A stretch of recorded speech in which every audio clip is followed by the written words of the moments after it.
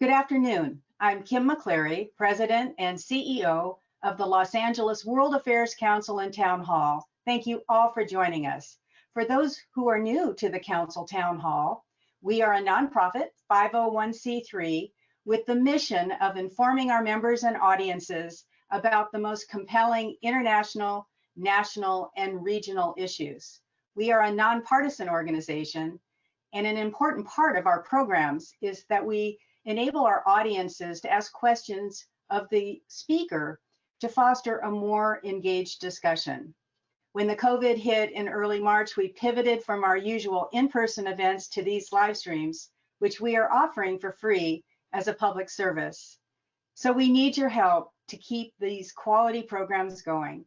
So please take a minute at the very end of this program to find out how you can support these terrific programs like today.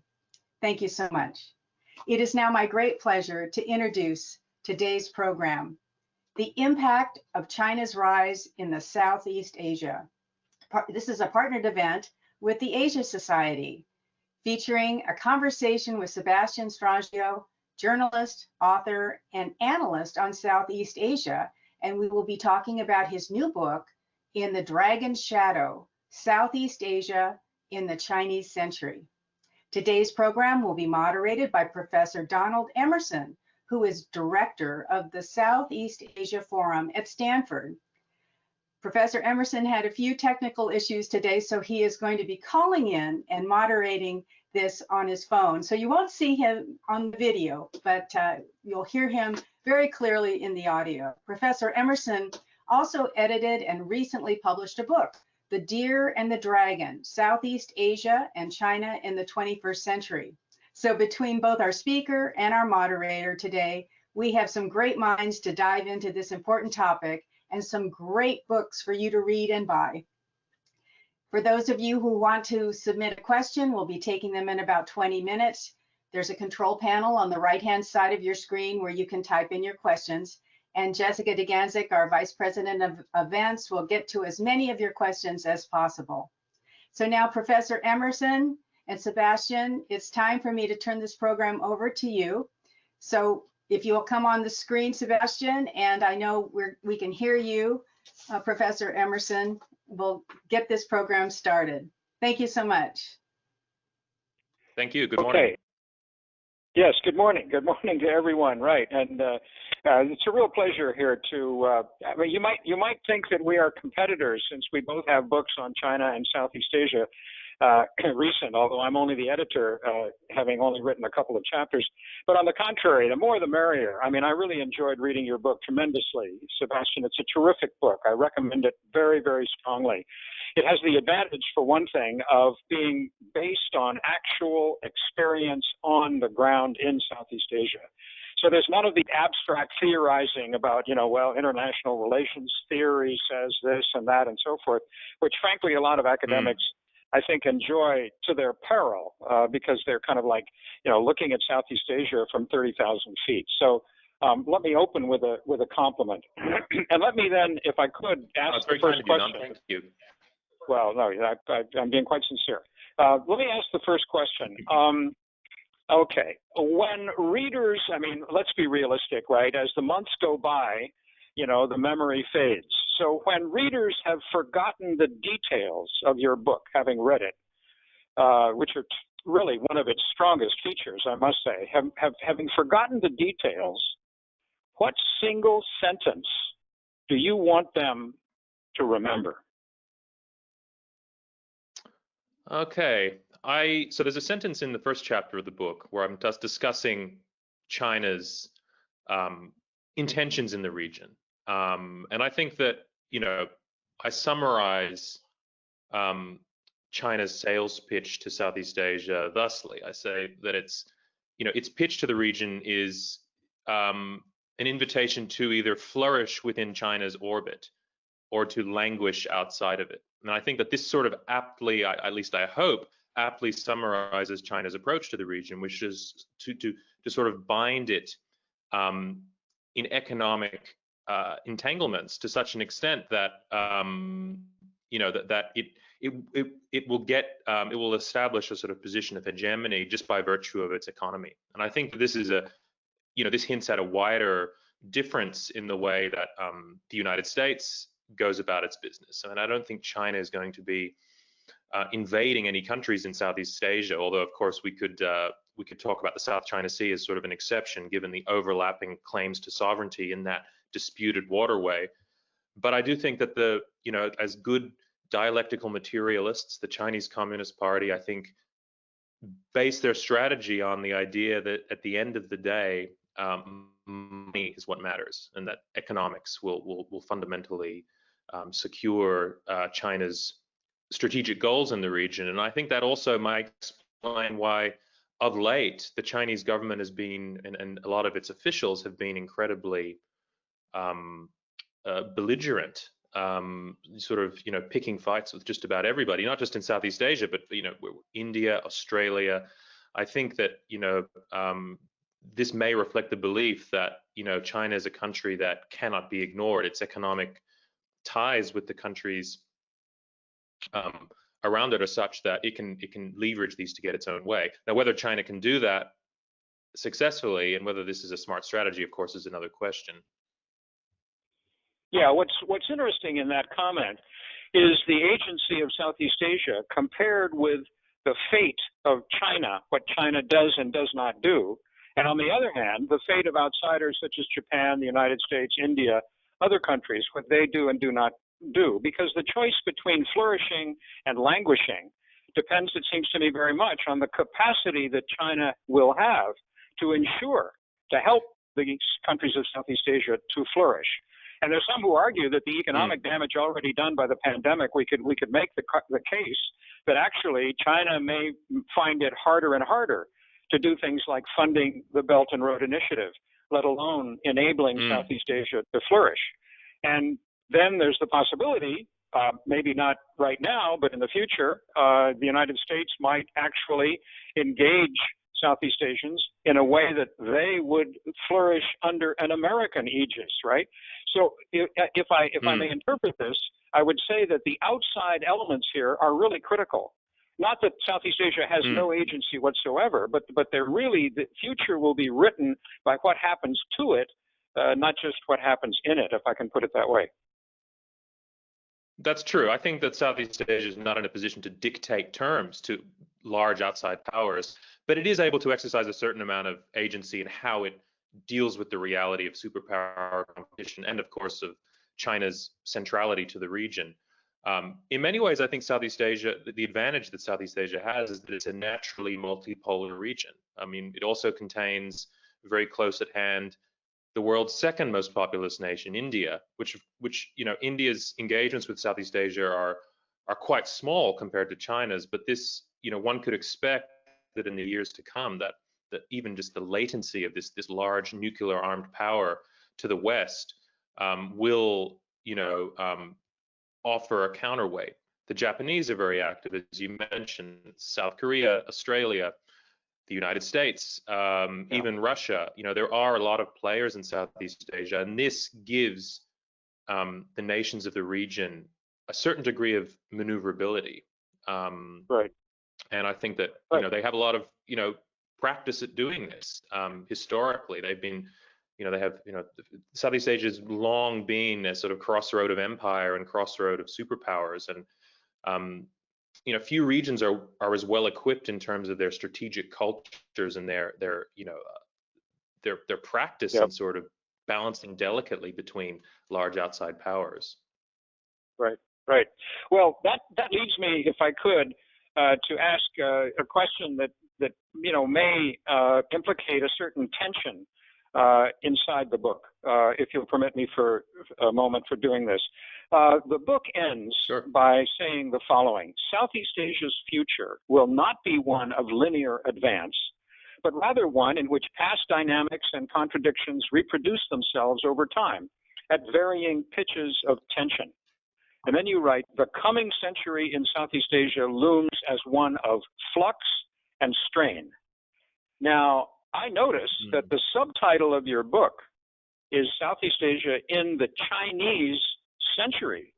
is there not a tension between the subtitle, which suggests that China is going to reign supreme? It's got an entire century named after it, right? The way the Americans had, I suppose, the 20th century maybe named after them.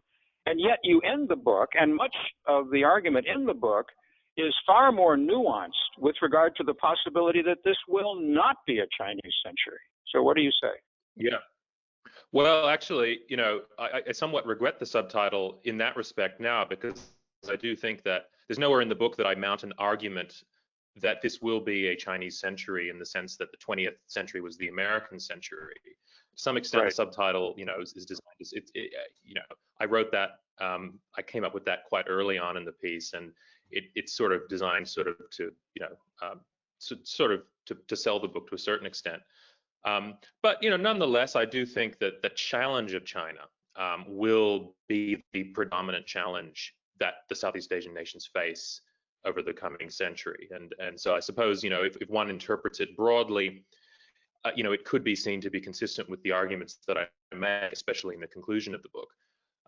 But I do think that it is the region is there are too many competing rivals in the region for China to have as frictionless a rise to unchallenged hegemony as the United States had in the Western Hemisphere, where there were the presence of other European powers in the 19th century, but we're talking about powers like the residual sort of control of the Spanish Empire, which was easily swept aside in many places, especially in the 1898 war, and really the U.S. has this amazing geographic advantage of an entire hemisphere with relatively weak neighbors and thousands of miles of ocean on either side, whereas China exists in an incredibly constrained strategic position, ringed with rivals, a lot of them U.S. treaty allies, and so. Yeah, that's how I'd resolve that tension. The subtitle was in some ways designed, a bit off the cuff. But I think the substantial argument is what I make in the afterword. Yeah, right. All right. Well, let me just take the other side of the argument a little bit further, and I share the comments that you just made. I think they're quite persuasive, and indeed the book is quite persuasive. Let me add that as well. But one possibility, I wonder how you would respond to this. I mean, I'm talking about the future, and of course we can't tell what the future is going to reveal. But in any case, at one point in the book you write, and again I'm quoting, mainland Southeast Asia is being drawn closer to China than at any point in history. Now, this leads to a proposition, which is that, yes, Southeast Asia is diverse, but proximity matters. You organize the chapters from the countries that are closest to China, and you end up with the Philippines, the country that is the farthest from China, among the countries that you deal with. You don't deal with Timor-Leste, but then, nobody, including the book that I've edited, nobody does, which is kind of too bad. But anyway, within the Association of Southeast Asian Nations, the 10 nations, you cover all 10. And you end up with the Philippines.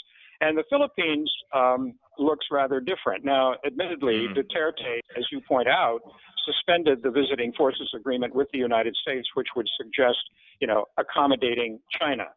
On the other hand, after the book was published, that's one of the problems. History keeps marching on, right? We write, yes. But then when we close the computer, things happen, right? And so here we have Duterte speaking to the United Nations for the first time, and making a very, very strong statement in support of the 2016 ruling against China on the South China Sea. So maybe that distance, right, which organizes your book chapter by chapter, leads us to think that perhaps the northern tier, with the exception of Vietnam, for historical and other reasons that you point out, I think quite ably, but with the exception of Vietnam, the other countries in the very northernmost zone, including the 3 that have land borders with China, will become part of a greater China, and to some extent are already becoming that way. The casinos, for example, near the border in Laos, right? You go to Mandalay, it's like a Chinese city. Everybody is, I mean, I'm exaggerating a little bit. Does that make sense to you? In which case the maritime zone would survive as a more independent zone with its own strategic autonomy. I mean, certainly, the mainland region is, it is territorially contiguous with China. And so, historically, there was, the mountains and forests of mainland Southeast Asia, the borderlands, kept the Chinese state very far away. It was incredibly difficult to travel through this region into what was then southern China, or the kingdoms, that occupy parts of what are today southern China. And when China did dispatch armies south, they often fared pretty badly. These are areas riddled with malaria, very, very difficult to traverse. What we've seen recently is that this geographic distance has been collapsed by the development of infrastructure projects. If you go to southern Yunnan province, you see highways skiving through this rugged mountainous terrain, on raised concrete bridges and tunnels that go through like an arrow directly through this incredibly rugged region. And the same is now happening across the northern part of Laos. Now China's hooked up, is building a high-speed rail, which will be hooked up to the Chinese high-speed rail networks. And so the region has been opened, in a sense, to a transformative southward sweep of Chinese investment and immigration. And I think that, Thailand may be a bit of an exception because it doesn't share a direct land border with China. But for Laos and Myanmar, which do, there's sort of been the border has started to become sort of permeable, and there's been a huge amount of immigration into the region, and I think that you're right. I think that over time, it's likely that this region is going to continue integrating with southern China, and that it is in many ways going to reorient the region's economic center of gravity towards the north. Historically, of course, a lot of these nations, the economic center of gravity was the oceans and the ports to the south, but that is starting to shift. In terms of the maritime region, I think you're correct. These regions have places like the Philippines and Indonesia have always been historically more distant from the Chinese state. I mean, there were periods when the Chinese state ventured out into the oceans, most notably at the height of the Ming Dynasty, when they sent out the massive ocean voyages under Admiral Zheng He. But generally, the Chinese state in imperial times eschewed the oceans. This was not a region that, I think that Chinese strategists and imperial administrators saw the oceans as a realm of piracy and chaos. And so that was an effective barrier, and the interactions with China that a lot of the Southeast Asian maritime nations had were mostly with the Chinese people that traded and sailed throughout the region, selling their wares, and later migrating in large numbers to the region. But the Chinese state itself was very distant, and now, that's beginning to collapse, that distance as well. But I do think that these regions have a shared interest that they don't have with the mainland nations, which is the reliance on the maritime world and the historic connection to it. And the mainland maritime divide breaks down a little bit when we include Vietnam, which also has a very long coast and along the South China Sea, and has a very strong stake in the disputes in the South China Sea. So I think that there is a sort of natural coalition of interests between the maritime nations in Vietnam that doesn't apply to the other mainland nations. Yeah, right. Although the Southeast Asian claimants to the South China Sea, which include Vietnam, have not been able to get together and present a united front against China. Let me shift into the politics a little bit. We live at a time when many people are worried, even in this country, about the crisis of democracy. And it is, in fact, the case, if you read the various comparisons of countries in terms of the extent to which they are democratic or authoritarian, that all 5 of the northern countries, that is closer to China, are more authoritarian and less democratic than the 5 maritime countries. Now, the question is, does that mean that China is more likely to be successful in penetrating that northern five because they share with China relatively, I mean, of course, I'm generalizing here, relatively authoritarian regimes. And furthermore, given the possibility that for various reasons that we don't have time to get into, democracy may be on trial in the maritime zone as well, then would that inevitably lead to a further penetration of Chinese influence in the maritime zone? Is there a way in which China may not be actively promoting, because they're very promiscuous, right? Hey, we'll work with any regime, democratic, no problem, authoritarian, no problem. Nevertheless, once they get inside a country, for example, through the BRI, and decisions are made by corrupt elites at the top, wouldn't that encourage the possibility of the country becoming more authoritarianism? So am I wrong about the politics here, or does that actually potentially assist China's ability to dominate the region? Well, I think that, in some ways it kind of cuts both ways. The Chinese, as you say, are incredibly pragmatic, and they're willing to work with the most authoritarian governments to advance their aims. And in some senses, in those countries, they have an advantage because Western governments will often balk at engagement. But the Chinese would be very happy to engage and even take advantage of the alienation between these governments and Western powers. But this sort of pragmatic engagement does cut both ways. What we've seen in, I think Myanmar offers a really good example. The Chinese engaged for years in Myanmar with a military junta that was a pariah, that was boycotted and embargoed by the West, sanctioned by the United States.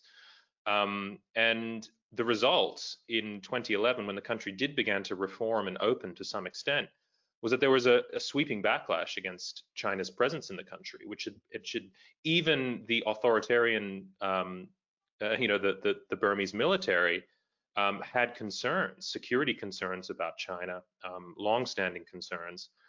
And so China saw a reversal. Now, that pendulum has since swung back again, given the human rights problems in Myanmar and how that's affected its relationship with Western powers once again.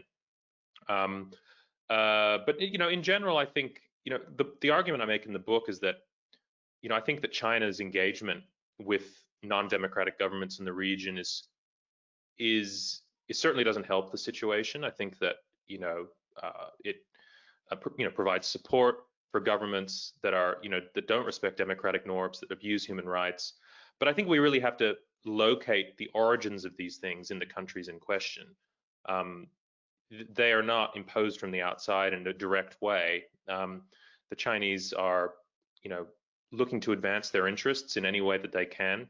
But, the reason that a country like Myanmar has problems with, the reason the military is dominant in Myanmar, has its roots in more structural problems to do with relationship between various ethnic groups within the country, the legacies of British imperialism, which bequeathed an incredibly tangled, deep racial divisions and very tangled ethnic relations within the country. The country's still dealing with that. And so that's just one example, but I think you could probably mount similar cases for a lot of other countries in the region as well. And finally, I think, we've seen when there have been reversals, such as in Malaysia, when Prime Minister Mahathir Mohamad was elected in quite a surprise result in 2018, he did take immediate steps to sort of halt certain Chinese projects that were vastly overpriced and renegotiate them in ways that were more beneficial for Malaysia. And I think a couple of the projects were canceled altogether, which shows, I think, again, that China's pragmatic engagement does cut both ways. It gives it an advantage, but it also runs the risk of China being tarred with association to unpopular repressive regimes.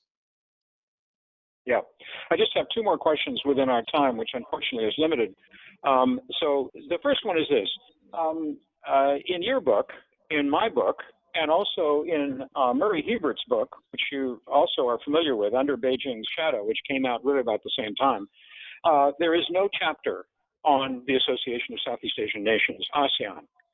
And yet ASEAN is presumably the one venue where the 10 countries instead of, disagreeing with each other and fighting over who owns the South China Sea and so forth, could actually get together and present a united front against China. United we stand, divided we fall. And yet ASEAN has failed to do that.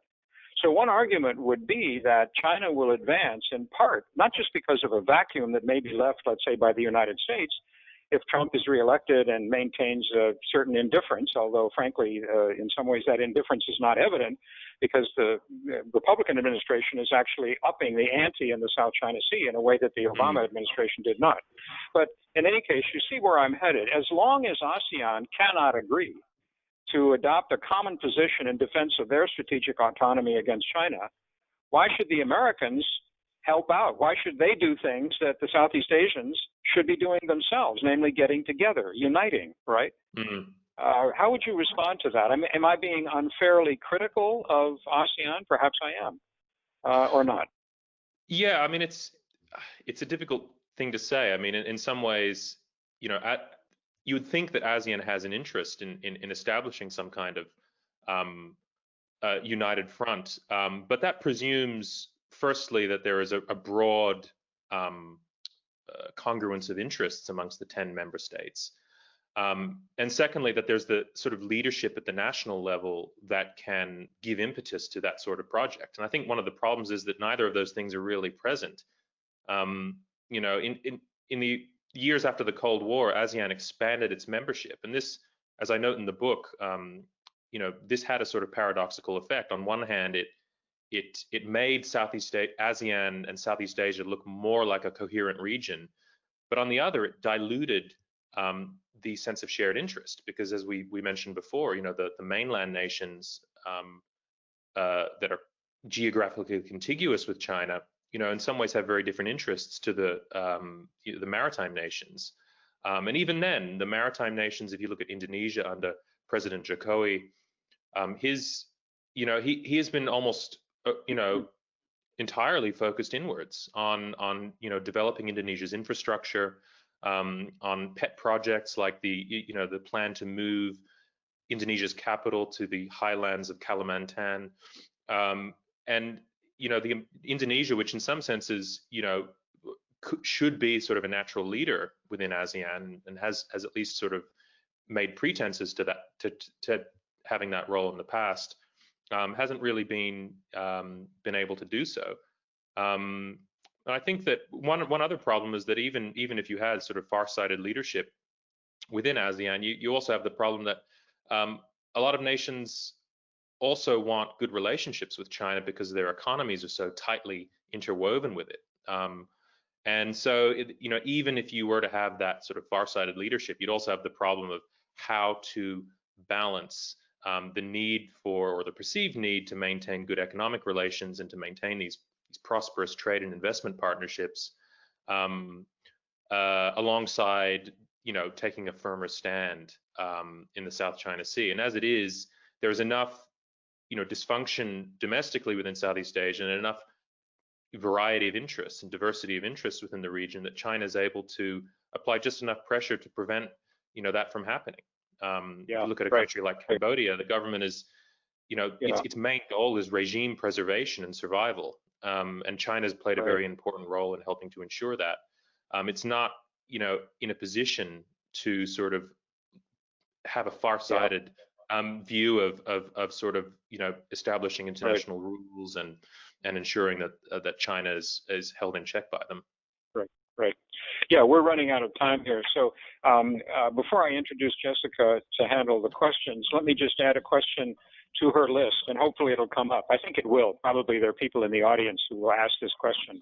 Namely, let's imagine the President of the United States, whether it's Trump or Biden or who knows, right, has just finished reading your book and looks up and asks you this question. Okay, so what should I do or not do? So I pass that question to Jessica Dugancic, the Vice President of the World Affairs Council in Los Angeles, and enjoyed the conversation very much with you, Sebastian, and I wish you the very best on the success of the book. Thanks, Don. Me too. Thank you so much, Professor Emmerson. Sebastian, did you want to answer his question? Well, I mean, I think if I was speaking to a newly elected President Biden or his advisors, I'd probably I'd probably ask them to take more, to listen to Southeast Asian countries, to take into consideration what their views are on the United States and on China, to try and comprehend the complexity of their position vis-a-vis China. I would ask them to eschew ideological rhetoric. I think that the administration's framing of U.S.-China relations as this ideological dyad between freedom and authoritarianism, I think is something that the region, few people and definitely few leaders in the region accept. And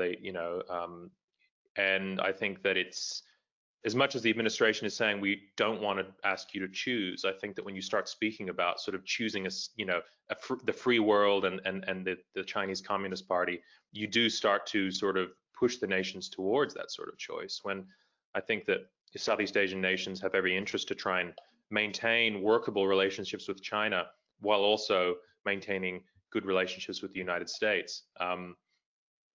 And so, yeah, I mean, I think that would basically be it. Listen to Southeast Asian nations, take their concerns on board, and craft a policy that helps to support the national interests of Southeast Asian countries. I think one of the problems with American policy on Southeast Asia is that it's always been downstream of some larger goal.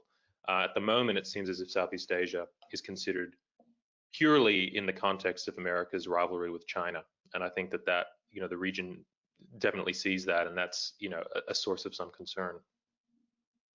Okay. Well, to your point, a lot of our questions are focused on China, so I'll jump right into those. The first one, the TPP with 11 trillion in trade is now dwarfed by the China-initiated Regional Comprehensive Economic Partnership with 25 trillion in trade. Why did Thailand and American allies, the Philippines and South Korea, join the RCEP rather than the TPP? And is there a chance they would move over into a TPP if the US joined in the future? Well, I think that,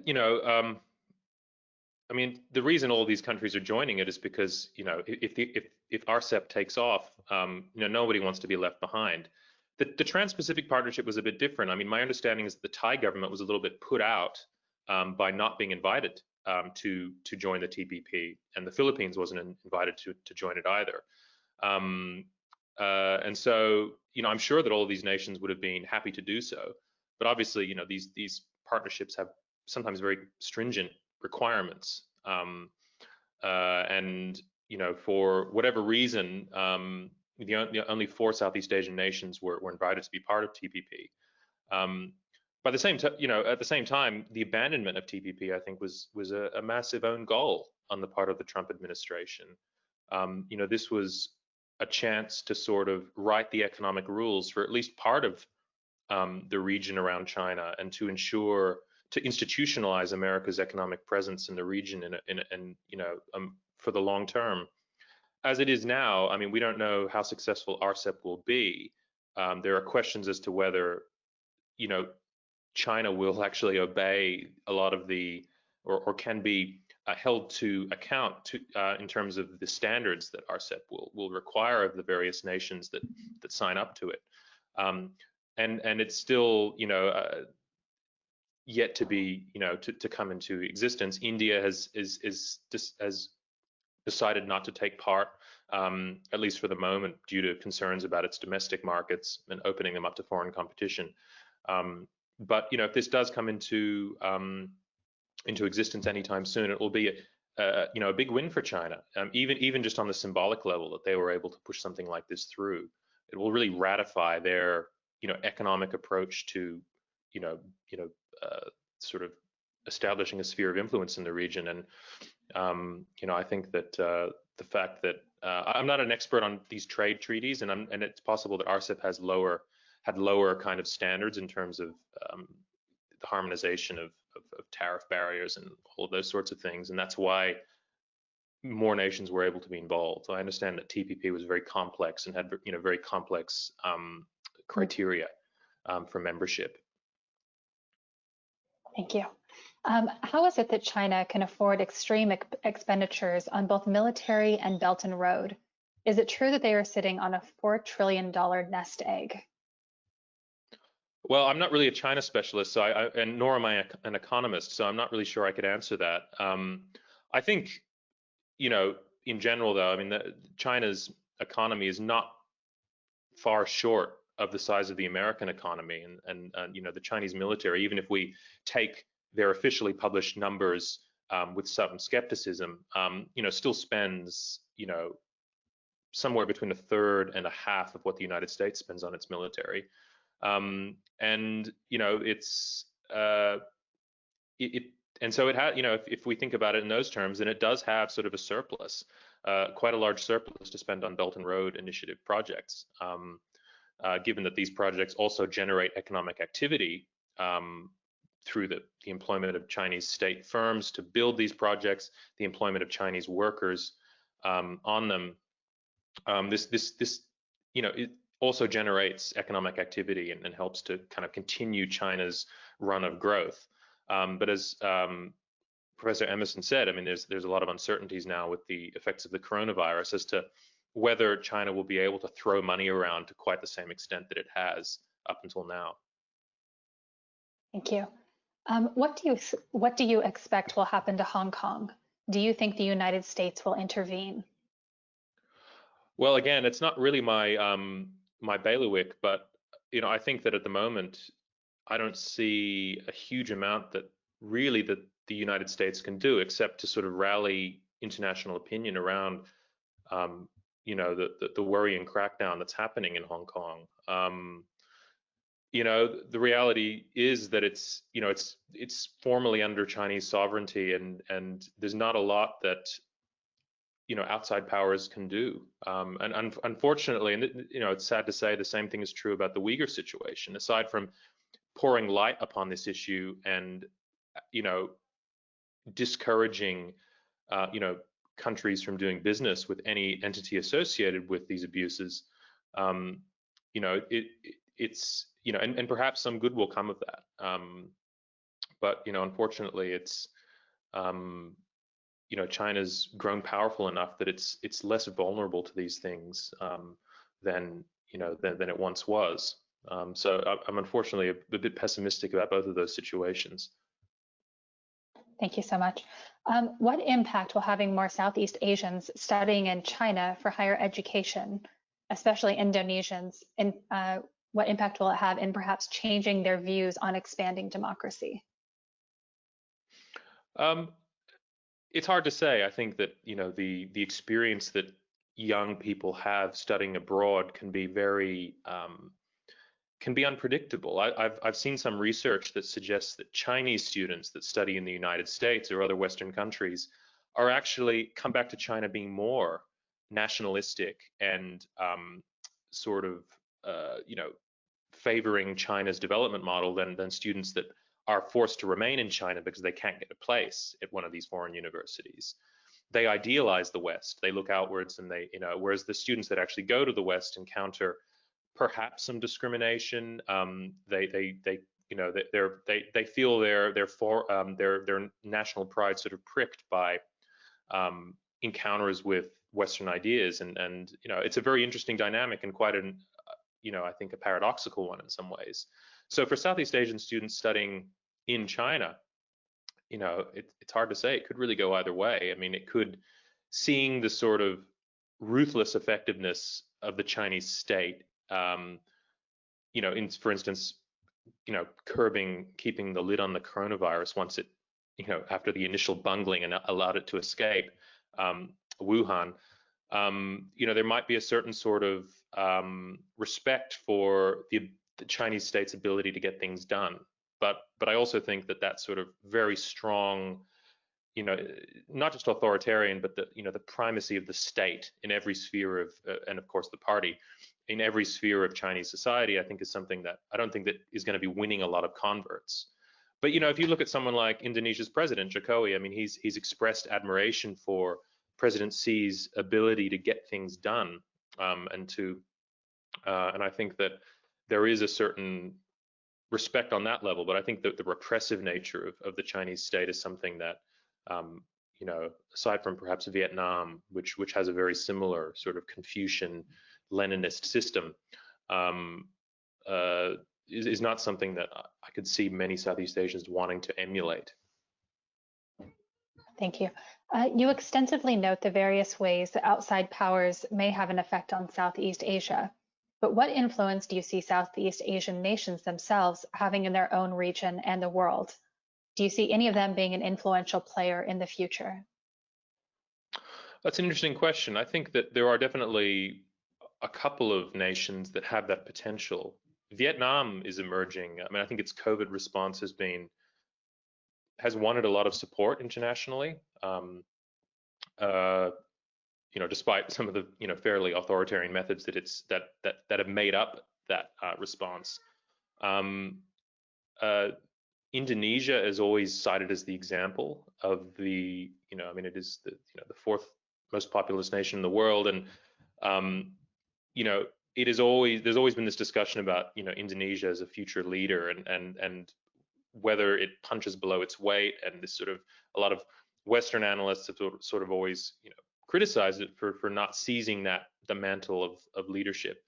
But Indonesia, like to some extent India, is an unwieldy amalgam of different cultures, regions, that historically have had a sort of a centrifugal drift.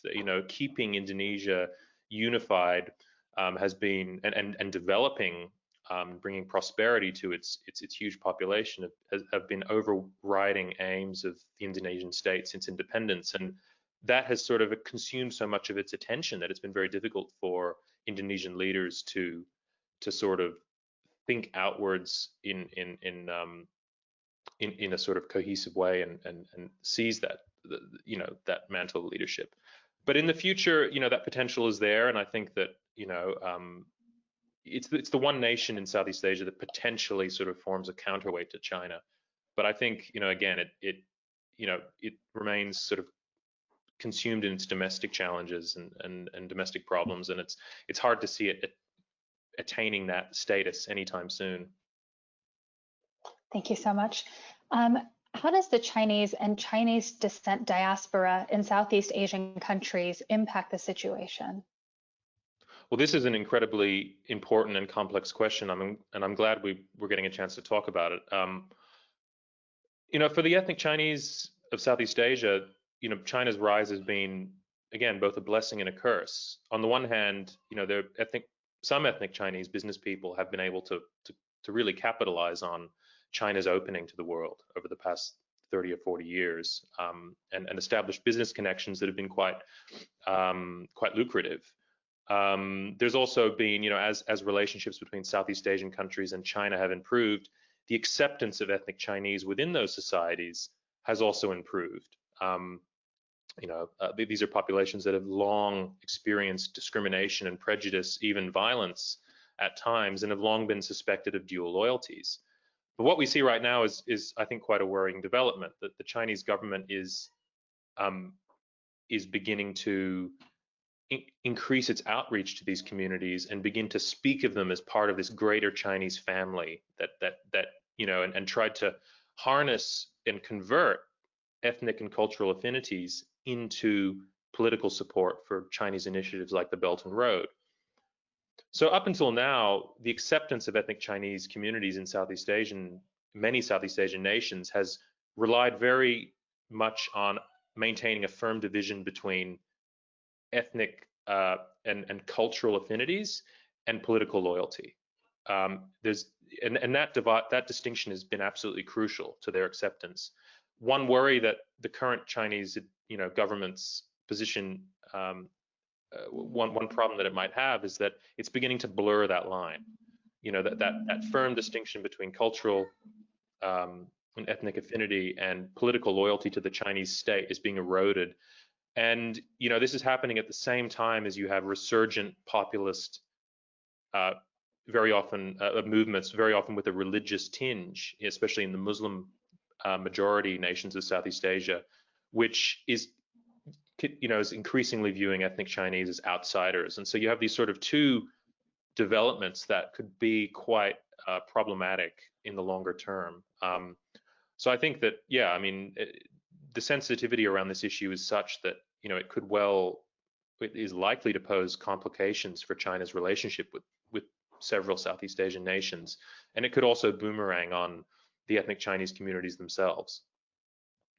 Thank you. And as a follow-up to that, you mentioned the Muslim countries and their kind of, I guess what they're encountering with the Uyghurs. So the question that we have is, have the predominantly Muslim countries of Southeast Asia, Bangladesh, Indonesia, Malaysia, Brunei, and to some extent Singapore and the Philippines, taken a strong position in support of the Uyghurs in Xinjiang, who are being severely persecuted? My understanding is that there is definitely some growing grassroots concern about the treatment of the Uyghurs, as indeed the treatment of the Rohingya by the Burmese government. But Southeast Asia's fetish for national sovereignty has, I think, and obviously the desire not to get on the wrong side of China have both sort of played into or militated against these nations coming out strongly. I mean, ASEAN is based on the principle of non-interference, and national sovereignty is a hugely important principle for the nations of the region, as for China. And I think that on the one level, there's simply, we won't criticize them and they won't criticize us, sort of, dynamic going on here, sort of reciprocal respect for sovereignty. And on the other hand, there's simply the desire to maintain good relations with China. If a Southeast Asian nation was to come out and speak out strongly against the Uyghurs, against the treatment of the Uyghurs, the reaction from China would be predictably fierce, I'm sure. And, I think that Southeast Asian leaders are often very pragmatic. I think they recognize that speaking out about this is unlikely to have much effect on the situation in Xinjiang, but it could cost them considerably in their relationships with China. So, regrettably, it's they're in a position where they found it expedient to remain silent, and I don't expect that will change unless a government in Southeast Asia comes under intense domestic pressure. But so far that we haven't quite got to that point yet. Thank you. This next question says, this is more of a professional question rather than a policy question. But as a Southeast Asia expert, what language would you suggest an international relations student study if they hope to specialize in Southeast Asia policy? Wow, that's a difficult question. Maybe Chinese? I don't know. Each nation in the region is important in its own way. I would probably suggest, just going by the numbers, study Bahasa Indonesia. It has a Romanized script, so it's relatively easy to learn on that front. Its grammar is incredibly basic, very similar to English in certain respects. And I've known people to attain proficiency in Bahasa Indonesia incredibly rapidly compared to some of the other languages in the region. So that would probably be my first guess. But Vietnamese as well, I think, is going to be increasingly important. And Thai, which I was studying when I was living in Thailand just the last couple of years, is also a beautiful language and would really reward any dedicated student. But it's one of the things that makes studying Southeast Asia difficult, is that there's very few people who command proficiency of more than one Southeast Asian language. The languages are vastly different in terms of their linguistic origin, and so it's a challenge, and that makes research on the region challenging. Thank you. What benefits will the U.S. bring or give to ASEAN in the coming decades? Its economic development and its people specifically, as examples. Well, the U.S. is, still, for all its sort of episodic engagement and the sort of, the concerns that I expressed earlier about American engagement with the region, it is economically still got a very wide footprint in the region. I think that it's one thing that's one thing that the Chinese government has never quite grasped is the idea of soft power.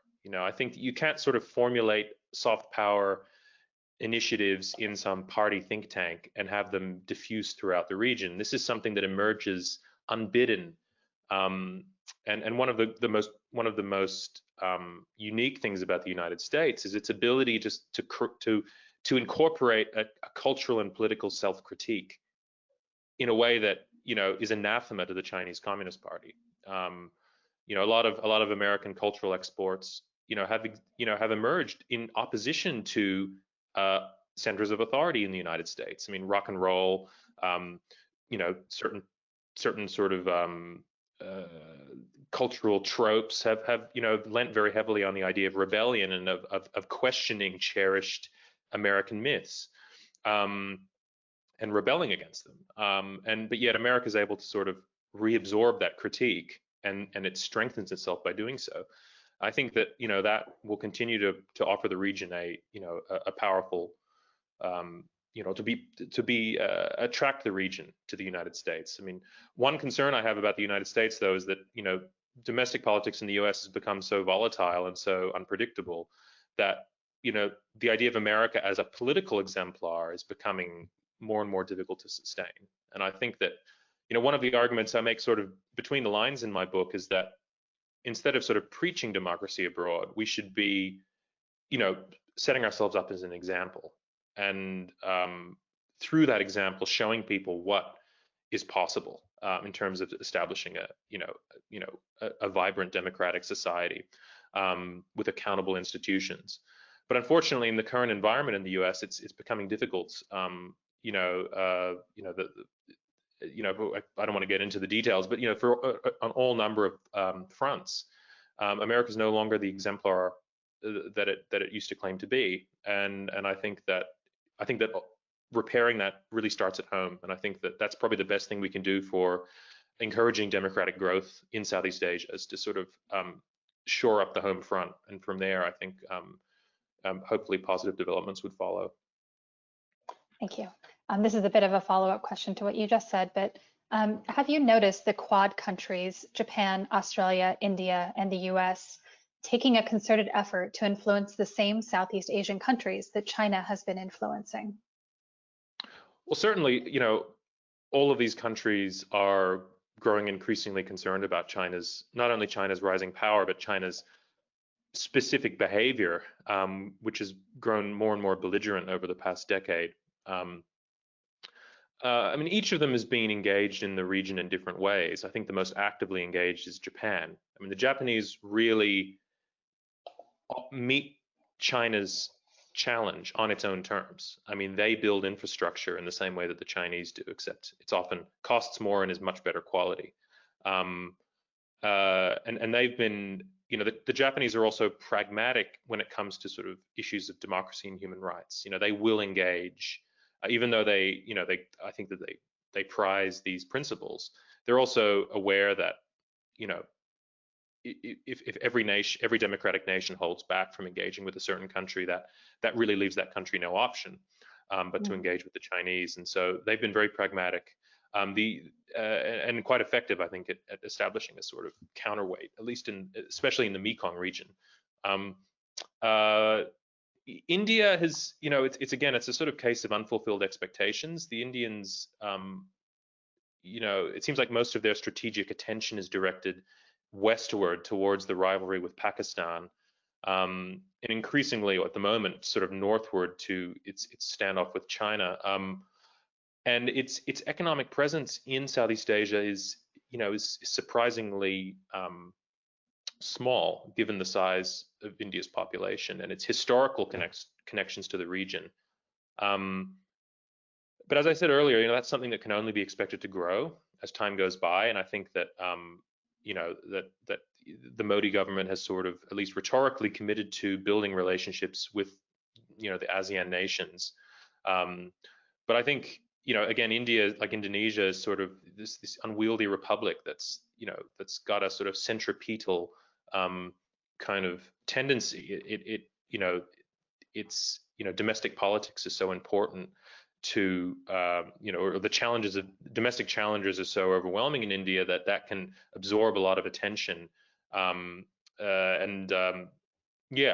Australia, you know, I think that the Australian government's recent strategic update, you know, signaled not just a desire to defend Australia's, you know, interests, you know, direct interests, but also to sort of shore up regional security more broadly. And there was and it referred specifically to Southeast Asia. The other problem, of course, is that, on the other hand, we are defunding our higher education system here. And, a lot of the centers of Southeast Asian studies and research at leading Australian universities have had to lay off staff. We're moving in the wrong direction in terms of bolstering our knowledge on the region. The Department of Foreign Affairs and Trade there have been budget cuts and personnel cuts at key embassies across Asia, including Southeast Asia. So I think that, Australia is is taking a bit of a worrying turn in terms of investing in this region and in its knowledge on the region. But together, these nations, even though I think they see the China challenge in divergent ways, even still, can together sort of provide important counterbalancing, points of counterbalance to China's increasing power. Thank you so much. This will be my final question. And again, it's a little bit focused on China, so I'm hoping it's one that you will be able to answer. Strategically, is China planning to establish its military bases in Southeast Asia? If so, which countries are most likely to host its bases? Cambodia has allegedly allowed Chinese military bases in the country. If so, isn't that contradictory to the fact that Cambodia has a close relationship with Vietnam, China's adversary over the South China Sea? Well, I'm sure that China wants, would potentially, would desire, the ability to maintain a naval presence, in maritime parts of Southeast Asia. Now, certainly Cambodia is the one country that there's been a serious report that China is on the verge of achieving that. It's one of those stories that there hasn't really been a firm confirmation. We've had reports sourced to anonymous American officials claiming that an agreement was signed, but the Cambodian government continues to issue denials. Just yesterday, the defense minister assured that the U.S. ambassador that the Ream Naval Base, which was the supposed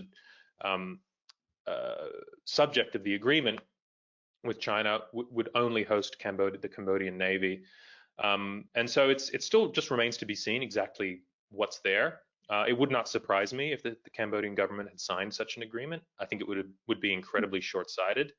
And my understanding is that as soon as this report appeared in the Wall Street Journal in the middle of last year, there was a senior defense official from Vietnam got on the first flight to Phnom Penh to sort of demand answers about what's going on. So I think that so far the Cambodians have been able to balance good relations with China against their traditional alliance or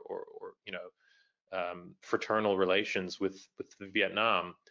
But that is a delicate balance, and I'd be concerned that if the Chinese did establish an active military presence in Cambodia, that it could sour Cambodia's relations, not just with Vietnam, but also with Thailand to some extent too. So, I think they have to tread very carefully. But we'll have to see exactly what comes of this story. So far, there's yet to be sort of a smoking gun confirmation that there is that has been a deal that's been signed that would allow the Chinese military or Navy access to facilities in Cambodia. Great. Well, thank you so much. And I think Professor Emmerson might still be on with us. So thank you, Sebastian. And I'm going to turn the conversation back over to Professor Emmerson. Okay, well, thank you very much. That was fascinating. I learned a lot from that Q&A, really. We only have a couple of minutes here for final remarks, and I think, Sebastian, you should have the final remark as the author of the book. I will just say one thing, looking forward. I've already said that it's a good book. Please buy it. Yeah, so I'm not going to repeat that. You might also pick up my book, but in any case. All right, so on the 11th of November, there will take place for 4 days in Hanoi the 37th ASEAN Summit and related summits. Now, this comes at the worst possible time for the arc of American domestic political history, because who knows? We may not even know who the president is on the 11th of November. And I worry that this will be a dramatic opportunity for China to essentially flood the airwaves in Southeast Asia, to send a high-ranking delegation. Of course, it could be virtual, right, because of the pandemic. I'm not quite sure. It could even be postponed, conceivably.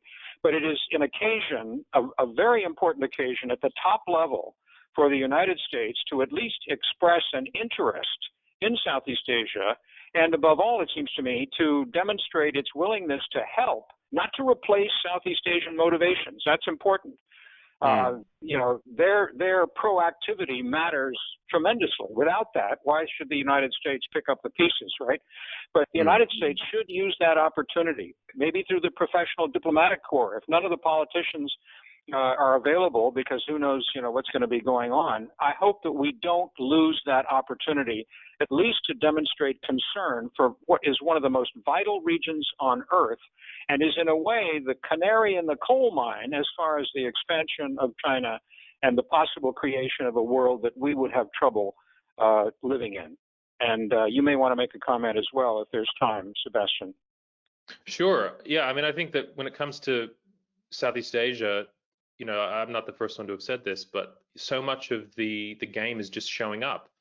I think there's been a lot of concern in the region about the, you know, especially the Trump administration, just not turning up for these ASEAN summits. I mean, Trump himself, all right, we could kind of expect that from him because he seems like he doesn't have the attention span that can sustain, you know, ASEAN grade summitry. But you know, there's also been, you know, a sort of, they've sent sort of relatively mid-ranking officials to a lot of these these summits, and I think that just, you know, sends sent the message that the region is not really a priority, but yet in the same breath, the region is sort of, you know, rallying the world against the threat posed by Beijing, and so it's sort of hard to know exactly what the American policy is.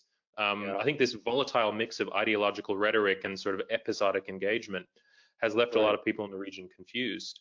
And I think that knowing that there is, you know, a sort of a firm American commitment, not just on military aspects, but also more broadly, is important. You know, is important in Southeast Asian states being willing to risk sticking their neck out a little bit. And so it's kind of a, you know, you're right. The Southeast Asian nations need to take initiatives before America can really do much. But by the same token, you know, there needs to be some expectation that the United States is in it for the long haul. And I think that, again, Southeast Asia, as important as it is, it's sort of, you know, America as a global hegemon has so many other things consuming its attention. Unfortunately, you know, the region still doesn't get the attention probably that its importance warrants. We are running late, and I apologize, but I thought I'd give you the opportunity to make a final comment. And let me now thank the World Affairs Council, and thank Sebastian, and thank Jessica and Claire and everybody involved, and turn it over to Kim Blue for the final comment.